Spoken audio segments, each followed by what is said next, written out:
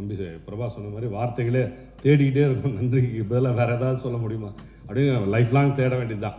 எனக்கு 90 நான் ஹீரோவாக வந்தப்போ அத்தனை பத்திரிக்கையும் நிறைய பேர் சொல்லி கூப்பிட்ற மாதிரி எனக்கு எல்லாரையும் தெரியும்.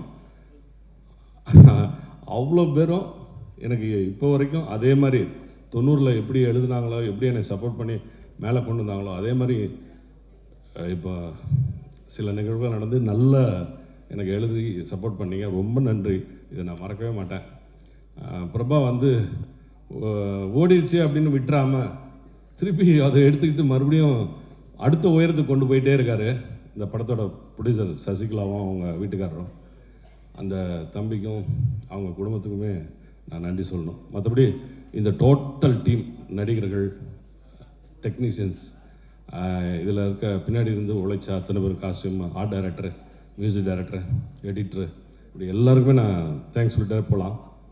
ஆனால் அதுக்கு நேரமே இல்லை. அதை விட அடுத்து வந்து இப்போ வந்து தமிழில் ரிலீஸ் ஆன இந்த சட்டமும் நீதியும் இப்போ தெலுங்கில் டப் பண்ணி ரிலீஸ் ஆக போகுது. அதுக்கப்புறம் ஹிந்திலையும் ஆல் ஓவர் இந்தியா ZEE5ல வரப்போகுது.